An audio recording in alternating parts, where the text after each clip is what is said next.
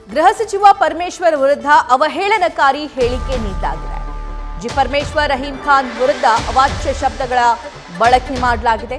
ಅವಹೇಳನಕಾರಿ ಹೇಳಿಕೆ ಹಿನ್ನೆಲೆ ಬಿಜೆಪಿ ಮುಖಂಡನ ಬಂಧನ ಆಗಿದೆ. ಪೊಲೀಸರಿಂದ ನಗರಸಭೆ ಸದಸ್ಯ ಶಶಿ ಹೊಸಳ್ಳಿ ವಶಕ್ಕೆ ಪಡೆಯಲಾಗಿದೆ.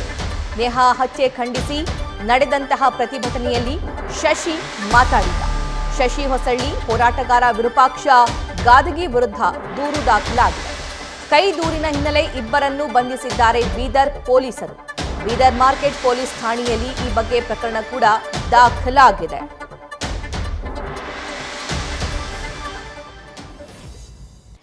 ನೆನೆ ಬಸವೇಶ್ವರ ವೃತ್ತದಲ್ಲಿ ಪ್ರತಿಭಟನೆ ನಡೆಸಿದ್ದ ಹಿಂದೂ ಪರ ವಿದ್ಯಾರ್ಥಿ ಸಂಘಟನೆ. ಈ ಸಂದರ್ಭದಲ್ಲಿ ಗೃಹ ಸಚಿವ ಪರಮೇಶ್ವರ್, ಪೌರಾಡಳಿತ ಸಚಿವ ರಹೀಂ ಖಾನ್ ವಿರುದ್ಧ ಅವಾಚ್ಯ ಶಬ್ದಗಳಿಂದ ನಿಂದಿಸಿರೋ ಹಿನ್ನೆಲೆ ಪ್ರಕರಣ ದಾಖಲಾಗಿತ್ತು.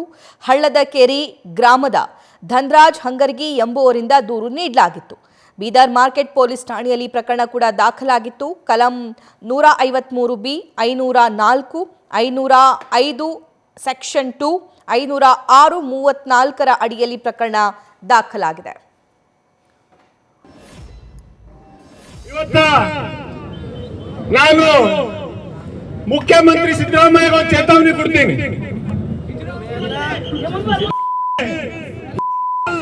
ಮಕ್ಕ ಹಡದ ಪರಮೇಶ್ವರ್ಗ ನೀವು ಗೊತ್ತಿರಬೇಕು.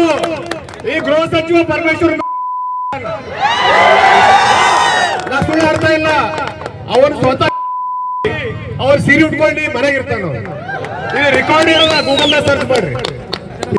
ಅಂತ ಪರಮೇಶ್ವರನೇ ಇವತ್ತ ಕೇವಲ 24 ತಾಸಾಯ್ತು ಆ ನೇರ ಒಂದ್ ಮರ್ಡರ್ ಆದಾಗ ನಿಂಗೆ ನಾಚಿಕೆ ಆಗ್ಬೇಕು.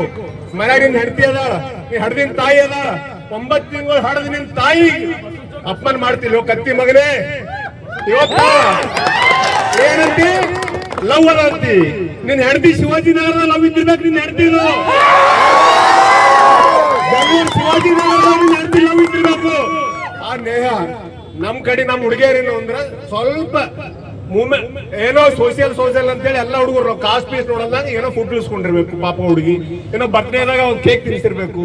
ಅಂತದಕ್ಕೆಲ್ಲ ಹೋಗಿ ಸಡನ್ಲಿ ಈ ಪೊಲೀಸ್ ಅಧಿಕಾರಿಗಳು ತನಿಖೆ ಮಾಡಬಾರ್ದು ಅಂತೇಳಿ ಮೊದಲೇ ನ್ಯೂಸ್ ಫಸ್ಟ್ ನಿರ್ಭೀತಿಯಿಂದ ನಿಮ್ಮ ಪರವಾಗಿ.